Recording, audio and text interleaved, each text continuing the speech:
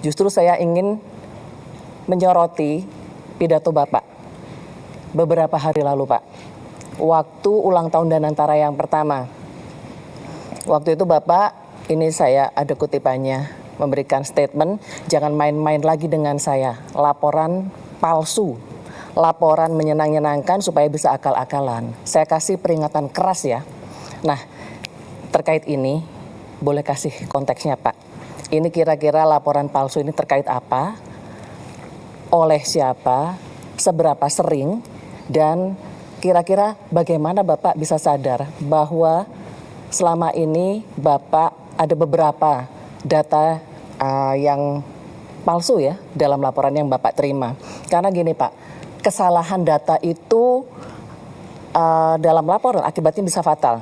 Bisa salah prioritas, Bapak bisa salah alokasi sumber daya juga, apalagi Bapak kan pemimpin militer ya. Setidaknya dulu pernah menjadi pemimpin militer, dan dalam militer itu kalau salah data itu taruhannya nyawa, Pak. Nah, pertanyaan saya, apakah Bapak siap, benar-benar siap, Pak, untuk menerima laporan yang tidak menyenangkan? Itu yang pertama. Kemudian, saya pengen tahu juga upaya-upaya apa yang Bapak lakukan untuk meng-cross-check kebenaran laporan-laporan yang Bapak terima. Apakah Bapak misalnya mencari second opinion, atau Bapak mencoba mencari fakta di lapangan, mungkin Bapak sidak, atau Bapak mungkin melihat keluhan-keluhan masyarakat di sosmed, atau mungkin ada rencana atau sudah ada mungkin Bapak membuka saluran khusus untuk pengaduan dari masyarakat barangkali. Dan apakah Bapak juga selama ini mencermati, tadi kan Bapak menyampaikan jam 3 memantau YouTube dan segala macam, mungkin kritikan-kritikan dari pengamat Pak, atau dari pers seperti kami gitu ya. Dan yang ketiga, saya ingin tahu siapa teman diskusi Bapak. Karena gini Pak, apakah masih ada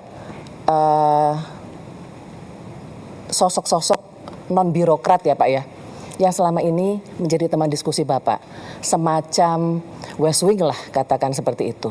Apakah mungkin, saya nggak tahu apakah KSP masih menjalankan fungsi itu gitu ya, karena dalam pengambilan keputusan atau kebijakan biasanya untuk mematangkan itu perlu diskusi. Jadi saya ingin tahu siapa Pak yang memainkan peran devil's advocate selama ini untuk Bapak. Panjang ya Mas moderator ya. Pertanyaan tadi ya. 3 ya.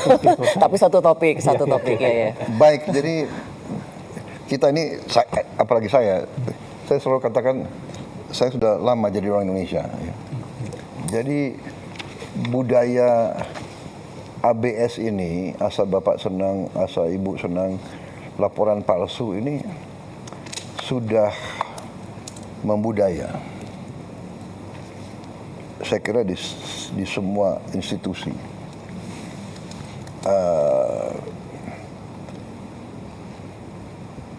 This is part of our problem. Ya, benar. Kalau salah informasi, ya keputusan tidak baik, ya kan. Dan ini masalahnya, ya. Sehingga kita harus punya mindset untuk waspada terhadap setiap laporan. Dan benar Mbak Retno, kita harus mau dan berani untuk menerima laporan yang paling tidak enak. Dan benar, saya suka monitor posting, podcast yang menyakitkan pun saya nonton. Karena saya anggap walaupun dia nyerang begitu dengan cara yang tidak baik, umpamanya ya, dan kadang-kadang saya ambil kesimpulan, oh ya, dia hanya motivasinya hanya dendam aja, nggak apa-apa. Tapi bagi saya ini, bagi saya itu adalah justru membuat saya lebih waspada. Jadi saya sebetulnya walaupun kurang ajar ya, tapi oh ya saya harus lebih waspada. Baru saya cek, ya kan. MBG diserang, cek, saya langsung cek. Panggil kepala BGN dan saya terus cross check. Saya kirim orang-orang saya ngecek. Saya kira kalau nggak salah ya, mungkin saya bisa cek langsung malam ini. Dari sekian puluh ribu dapur sudah kita tutup lebih dari 1.000. Lebih dari 1.000. Iya kan?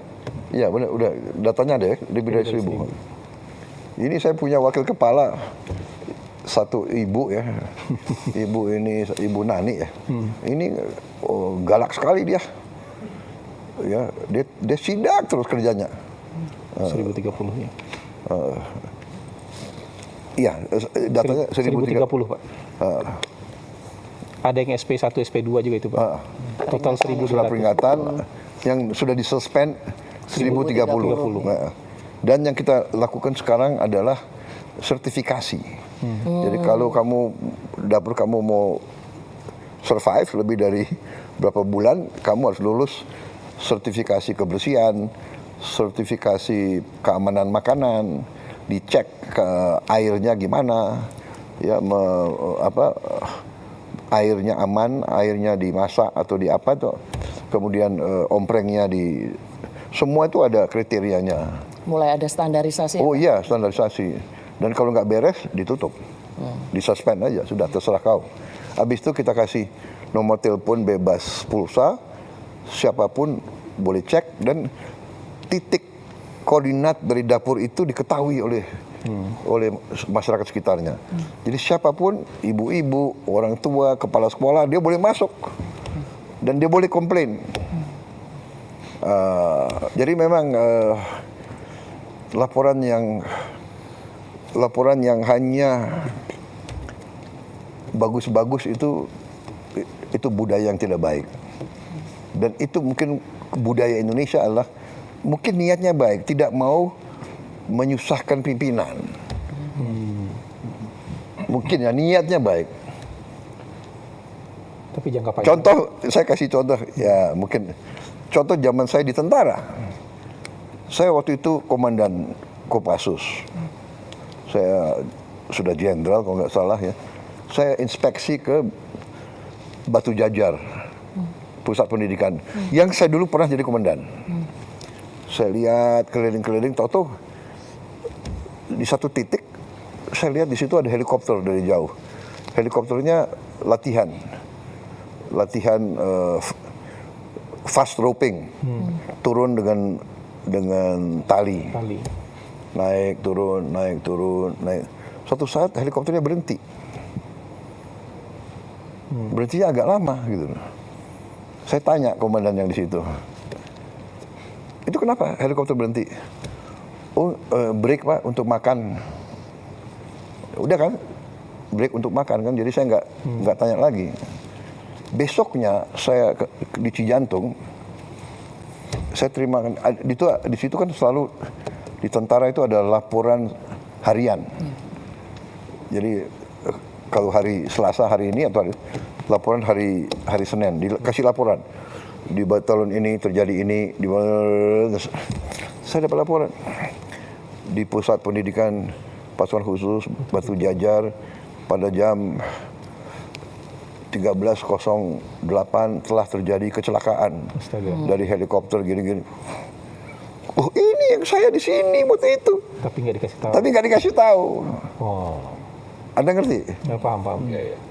Apa yang Bapak lakukan waktu Niatnya, saya telepon ke komandannya. Kenapa kok nggak laporan? Nggak enak komandan, nanti komandan. Kan begitu, niatnya.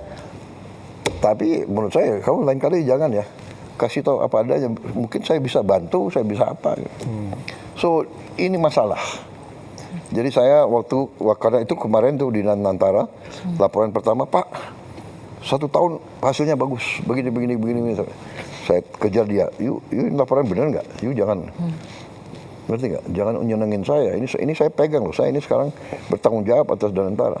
Enggak Pak, begini bisa ya? Saya bisa audit ya. Siap Pak. Itu dasarnya saya ngomong begitu. Ya guys, we have to have a new culture. Culture ini harus walaupun sakit, pahit, we have to face reality. kita harus realitas lah. Dan kita harus siap kita harus siap terima tidak baik, kita harus siap dimaki-maki, kita harus siap dicurigai, nggak apa-apa. Saya belajar banyak.